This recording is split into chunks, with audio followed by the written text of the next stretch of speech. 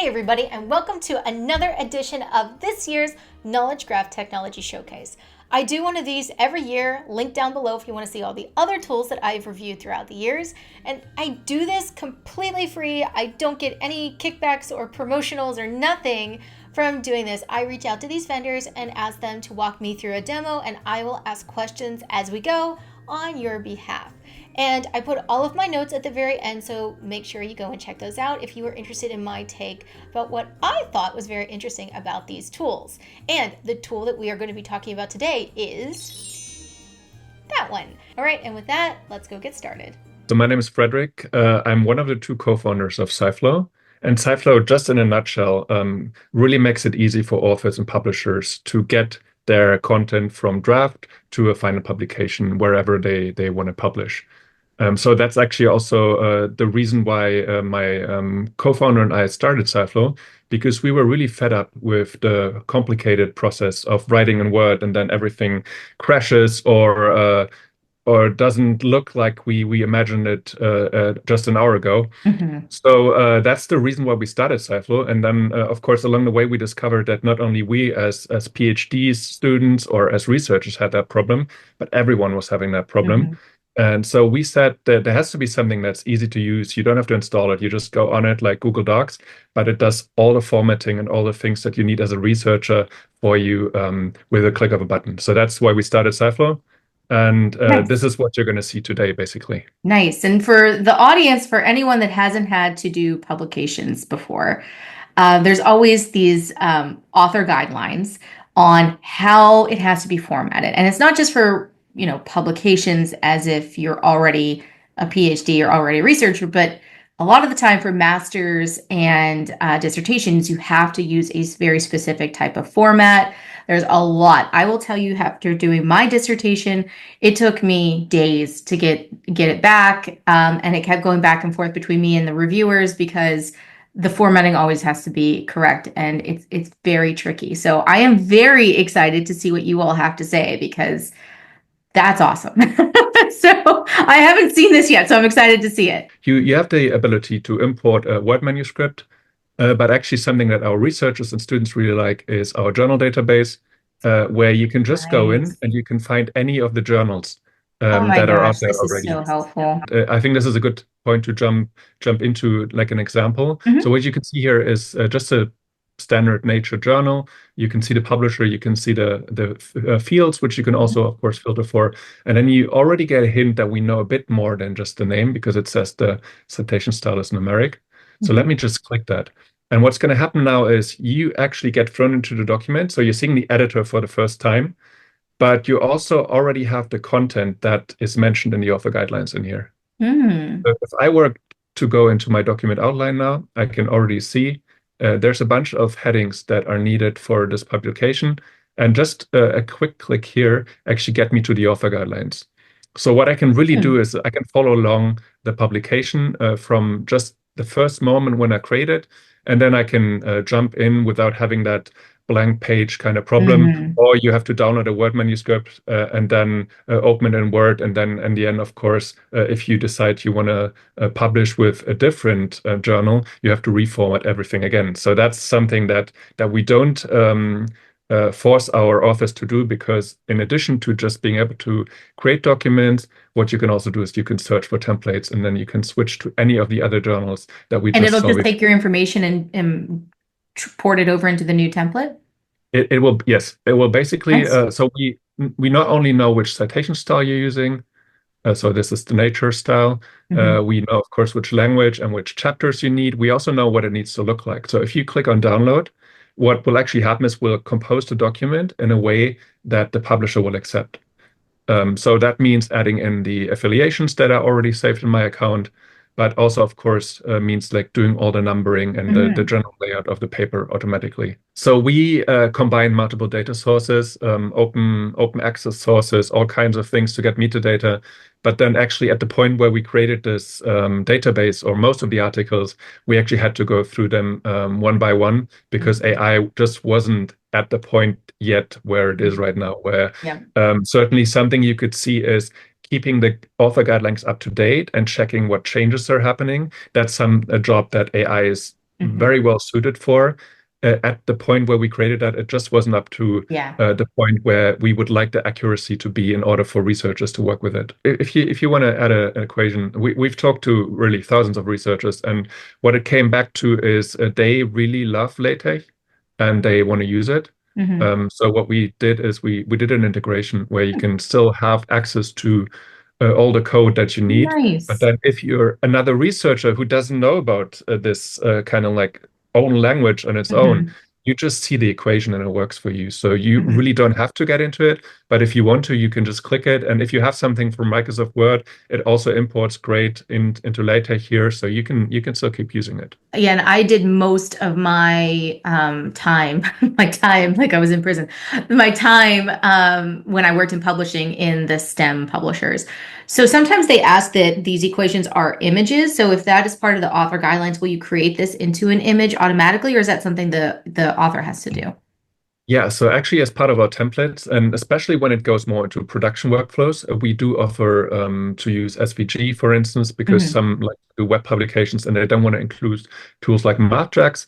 But a lot of the publishers we've worked with, they also use MathJax. So what they Yeah. prefer is MathML Yeah. and LaTeX actually in the background, because of course this also helps with accessibility, which is a topic that's hugely important Mhm. and is becoming more important every year. So it's really good to have all the data in the background. Mhm. And all I'm going to do is I'm going to start writing a thesis in English with, I'm not going to pick a citation style, but because we do automatic formatting of citation styles as well, but I don't want to think about it now. Just want to start writing. And I'm actually not going to look at anything once the document opens because Mhm. I just want to show you how different things can be. So again, we set up the document automatically with a basic structure. And if you're a customer, a university that's using this, then of course your faculties can have their own structures and their own Mhm. citation styles and all these kind of things. But in the end, of course, you're not expecting Microsoft Word now, because if you want to download this, you want to submit this, you want to put it online, you want people Mhm. to read it, and the primary way of doing that is still PDF. Mhm. So if I click just download and I haven't done anything else, what I'm getting is now a PDF that has my cover page formatted automatically. That is two-sided printing. You can, of course, set that to Oh my one-sided, goodness. and it Where were generates you guys when I everything. was doing my dissertation? I do not know. When was that? Were we around? Too long ago. But this would have been so helpful. And I'm not making this up for the video. Like, oh my goodness, this would have saved me time. No, no. And this is the first product that we created actually, because this Mhm. is what I as a student would Yeah. have needed for my friends, because I Yeah. was using LaTeX at the time and everything seemed very simple after I've learned this very complex way of working with documents. Hmm. But all my or a lot of my friends were in different areas, not computer science, and Hmm. they were really struggling with long documents in Microsoft Word. And here, 600 pages just is not a problem. Nice. That's great to know that it can handle that volume. Yeah, definitely. And then, of course, you want the collaborative features. So if you want to invite someone, there's an authors menu here. And what you can actually do is you can invite your thesis advisor, comment only. So Hmm. it's very clear that they didn't work with you on the document, but of course you can see all the comments and Hmm. they can even make suggestions. So Hmm. no one's changing your thesis document if you don't want to. Of course, you can also co-write something like an assignment. But yeah, you can invite someone just for comment only, and then you can just collaborate with them that way. Also, if you bring your own reference manager, you can also do that. So if you're writing a thesis, you might have a reference manager that you just want to connect. So we don't actually do our own reference manager, but we do connect to a lot of the reference Oh managers my out there. goodness. So if you have That's Mendeley, so Zotero, cool. all these kind of things, and then there's different ones where we just created manuals because not all of them connect automatically like Yeah. my Zotero, but you Hmm. can always upload a file and we will parse it and we'll have the references for you to prove my point. So you can actually drag and drop any reference that you want to work with. And this is another principle. You saw that with the equations already. You can just type, you can drag. If you want to cross-reference a chapter, you basically also just drag it in there. Oh, Here it cool. says methods, but actually if I export this now, and I'm just going to put in a little export here, so when I click export again, you can see it. When I export this, it's actually going to be formatted automatically again. So if you insert a new figure one, you really don't have to worry. about which figure it was or what equation it was or whatever. It's formatted automatically depending on the citation style, whether you have a author date style or numerical. It doesn't matter. We do all this automatically because, again, we're using Zotero, for instance, to format your references automatically, and then you don't have to worry about all of that. And then we're always very happy when authors use things like headings. But we're also working with AI tools. If you don't do that and you just think red is a nice color and that's your headings and it's the same font size as the rest of the text, we're also working on detecting those things automatically. But of course, the better you format it, or the less you formatted your text using the standard word tools, the better we will do a job of actually importing your manuscript. How do I get this document that I worked on locally on my computer into a collaborative environment that I can use for publishing? Basically, all you need to do is upload your document. And I just did that previously already. What you get is a little preview of what we've recognized in text. So you can see here, we recognized an abstract and an introduction, the references. We also tell you how many references we already detected and then the language that your document was written in. And then basically what you can say is, where do I want to publish? So usually this is not what authors are using, because authors do submit their Word manuscripts directly, or they start in SciFlow starting with a template, so they don't need this Word import process. But you could just search for your journal here and then import with that journal template.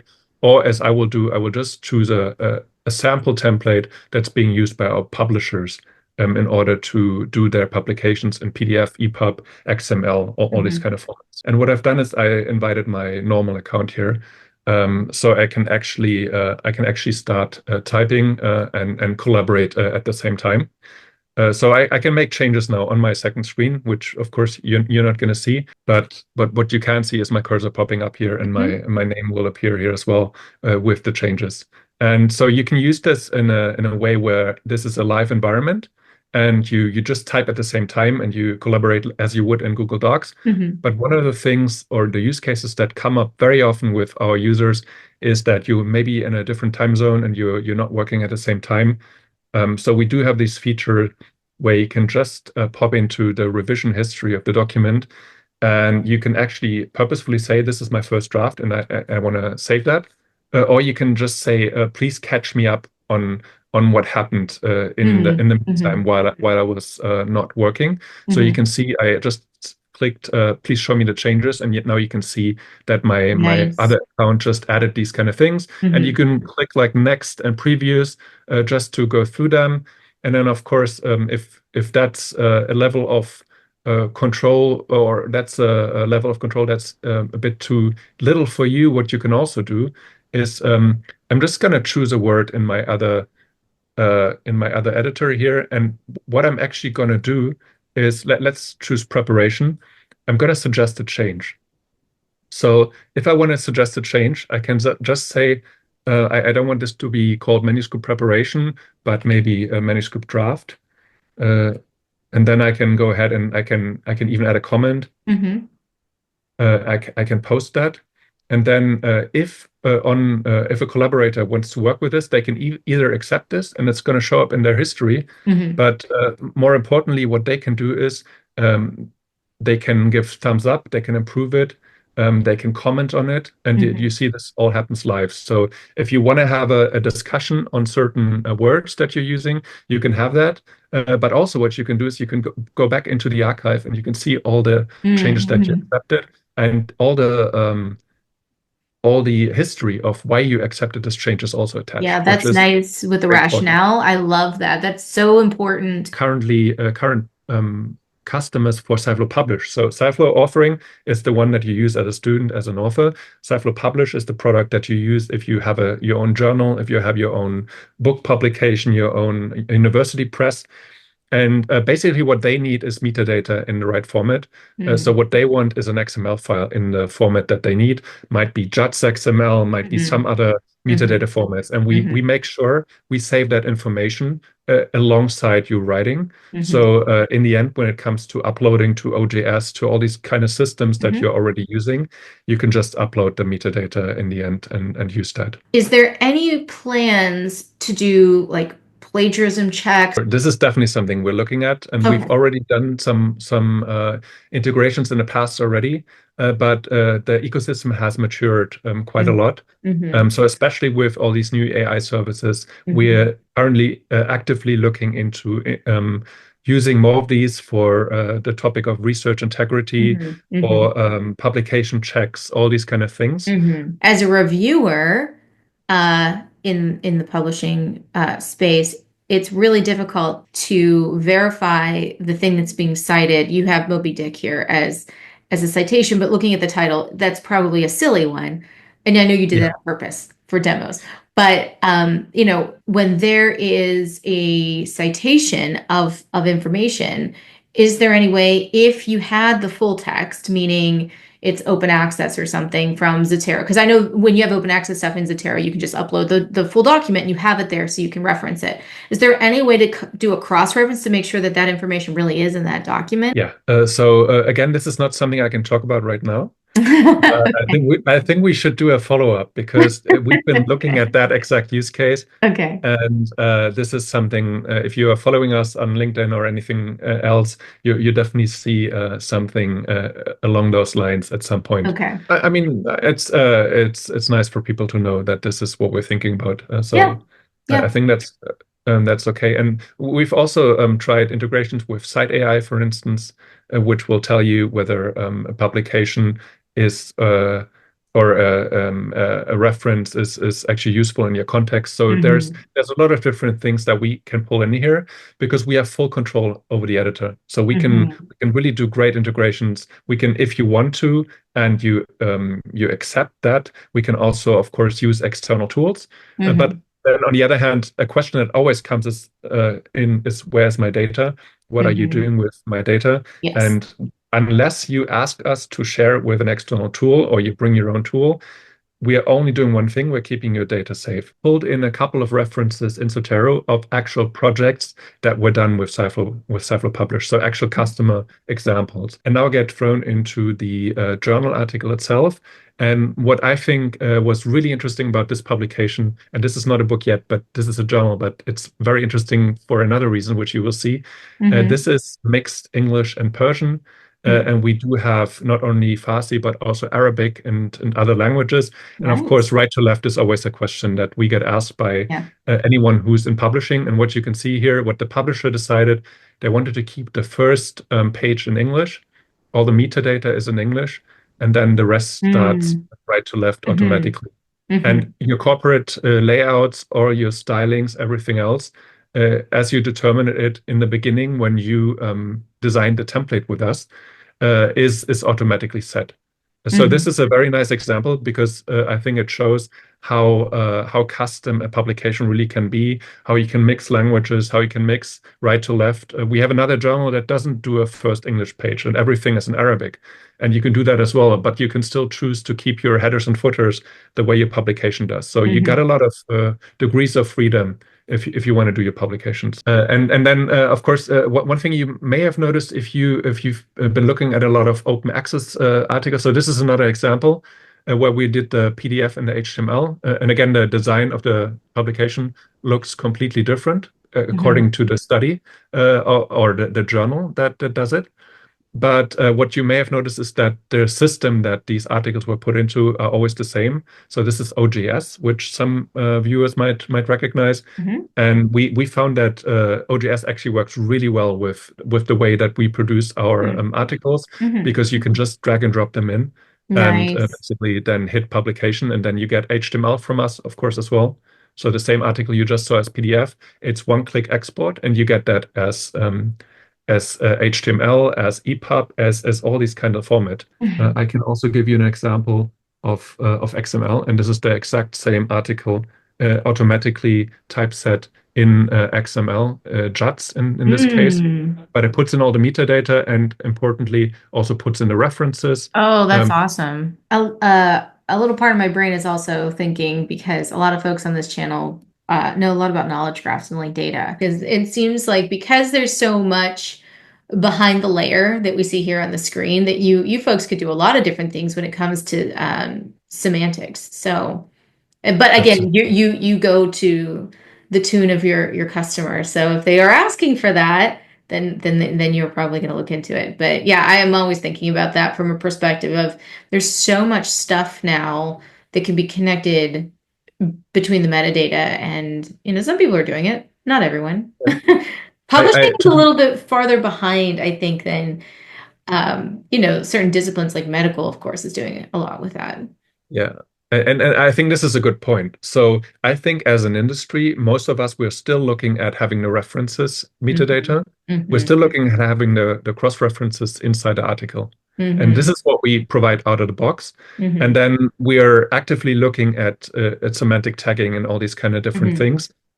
Always in the scope of where does the publication go? Like, does it go into just XML? Maybe it needs to be tagged with an extra tag anyways. Yeah. And we always look at the production pipeline of our customers as well, just to make sure that the metadata not only fits into the PDF, but also into the HTML, into the EPUB and XML formats as well. Yeah. This is actually a collection. So this is a bunch of different articles coming together. So what you can do in SciFlow as well is you can have a lot of articles, even by different authors. And what we will do is we'll do the automated production of your table of contents, we'll bring it all together. You can see there's different authors in these sections. And then even though this is in German, you can see this is where an article begins. And you can really bring together very long articles and book publications. And this was, it's just one example of books.